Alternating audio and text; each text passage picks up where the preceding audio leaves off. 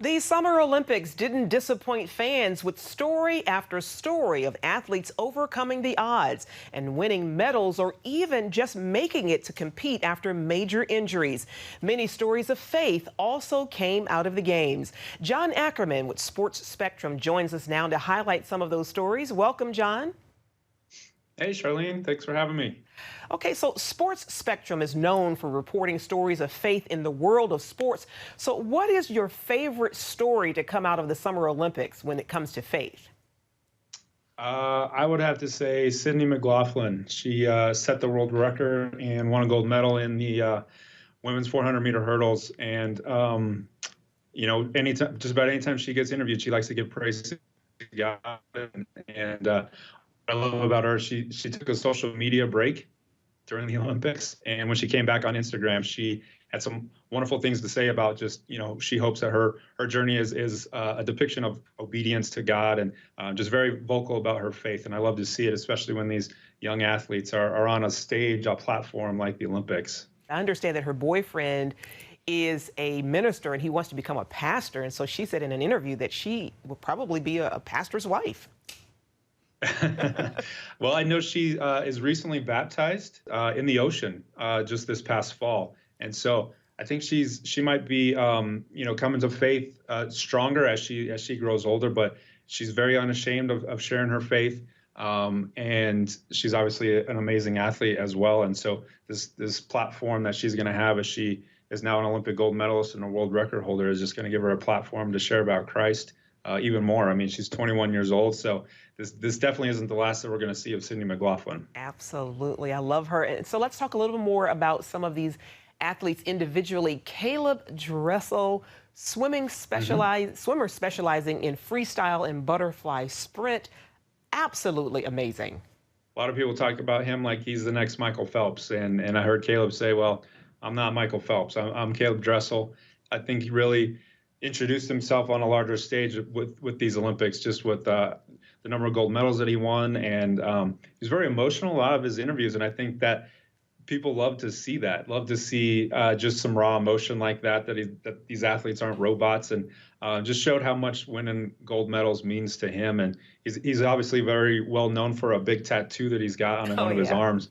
And it's inspired by the Bible, by one of his favorite verses in the Bible, talking about flying on wings like eagles, and that's the big eagle that he's got was inspired from his favorite Bible verse. Talk about Allison Felix, track and field sprinter, who is also the daughter of an ordained minister. Mm-hmm. Yeah, Olympic legend. She's now the most decorated female track and field Olympian ever, most decorated track and field Olympian from the U.S. as well, when she got her 11th gold medal in these 11th career gold medal in these Olympics. And so it was quite the journey for her to get to these Olympics. She had a baby. It was a little bit of a rough pregnancy, but she really used that time as motivation, and becoming a mother said that, I want to use this time to show my daughter integrity, to show my daughter hard work. And that's really what drove her to get back into these fifth Olympics. And she's grew up in a strong Christian household. Parents were obviously involved with the church. Her and her brother were obviously involved with the church. And she has used that that foundation of faith to build her career and to obviously be a very successful Olympian. Who can forget Athing Mu, a middle distance runner who set the world record in the women's indoor 800 meters in early 2021. She is phenomenal. She's 19 years old. 19 years old. Can you imagine being 19 years old and winning gold medals at the Olympics, and her race in the 800 meters wasn't even close. Like she just dominated. But she says that her main goal as a Christian is to live in the image of Jesus. And I just love that perspective, especially from a 19-year-old. She's another one of these young track stars that we're going to hear a lot from here in the future. And what was really cool is about Athing Mu and Sydney McLaughlin, they were both a part of the final race that Allison Felix won in the 4x400 women's relay. So that was Allison Felix's last career Olympic race. They won the gold medal. It's really cool because it's a 4x400-meter relay, so they all run once around the track. None of them are really 400-meter specialists, but those three women, along with Dalilah Muhammad, Oh, wow. dominated that race. Kenny Harrison, who set a world record in the women's 100 meters hurdle. Another athlete who's just unashamed to share her faith. And so what I really love about the Olympics, and especially these Olympics in particular, is just how we just saw women, especially, win so many gold medals, win so many medals in general. It's not easy to get to the Olympics and let alone win a medal in the Olympics, but we had a lot of women this time around just win a lot of medals. And she was another one who's just unashamed about showing that she relies on her relationship with Christ to perform at this type of level. You know, John, it's easy to praise God when you've won a medal as a believer, of course. Let's talk about somebody who didn't win a medal, Trayvon Bromell in track and field. He was the favorite. I mean, even Usain Bolt had really tapped him to be the next 100-meter gold medalist, and he didn't even make the finals. Talk about him. He's got a great faith, of course. Yeah, that was a surprise, a surprise to see him fail to make the final in the 100. But he knows that there's something more important. You know, the Olympics are important in his career, and certainly he wanted to make the final. He wanted to win a medal for his country, but he realizes that there's something more important, and that's his relationship with Christ. And he's going to continue to praise God in the hills and in the valleys. That's not the last that we're going to hear from Trayvon Bromell. I mean, he's still a phenomenal sprinter. I look forward to seeing how he relies on his relationship with Christ and shares that journey from how he bounces back from this. And the fact that he even made the Olympic team again, because he's had some serious injuries throughout his career. He's had hip surgery. He's had, I think, both knees replaced. So he's had some major hurdles to overcome, and yet he's still doing it. So good for him. Nicola Mcdermott, high jumper from Australia. She actually founded a ministry. Let's talk about her. I was excited to watch her compete because I saw earlier this year that she had set an Australian record in the high jump, the women's high jump. She cleared 2 meters for the first time.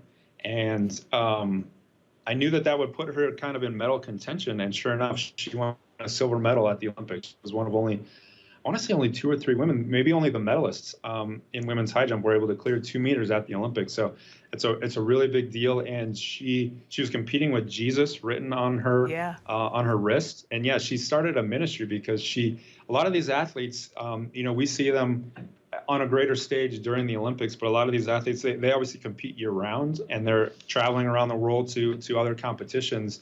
And she just wanted to be able to share her faith, to maybe even speak into other people's lives about Christ as she's traveling to these other competitions, these other parts of the world. So what her ministry is she's going to pour into other athletes who want to do the same thing, teach them how they can be bold in their faith, teach them how they can spread the gospel through their sport. So I'm excited to see now that she's an Olympic silver medalist. And so, again, talk about platform a lot with these athletes. And when you win an Olympic medal, that can just increase your platform that much more and give you more opportunity to share about Christ. More opportunities to share about Christ. And that brings us to our last question, John. How do you think God can use these athletes now after the Olympics and in the future?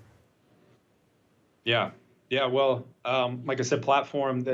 A lot of these athletes, especially athletes who win Olympic medals, they get a lot of media requests, a lot of requests for interviews and TV stations, websites, podcasts, local newspapers, local TV stations. They all want to talk to these athletes and hear about their experience at the Olympics. And that gives all of these Christian athletes an opportunity to share about Christ, to share about how they relied on their faith during the Olympics, leading up to the Olympics. It gives them an opportunity to share not only about their athletic success, but a lot of questions will be asked of how are you able to accomplish such a big goal? And I love it when I hear athletes talk about, I relied on my faith in God. I stayed consistent in my walk with Him, and day by day that just led me to where I'm at now. And through athletics, I'm able to glorify God. And I just love it when athletes are able to share that. And Olympic athletes, kind of come into the spotlight maybe every 4 years, but they'll get many opportunities now after competing in the Olympics, because it's such a lifelong achievement, that they'll get to share about Christ for many years. Awesome. And those are just a few of the ones that we know about who are believers in the Olympics. God Exactly. bless each of them. Well, John Ackerman with Sports Spectrum, thank you so much for bringing us these amazing stories. Absolutely. Thank you for having me.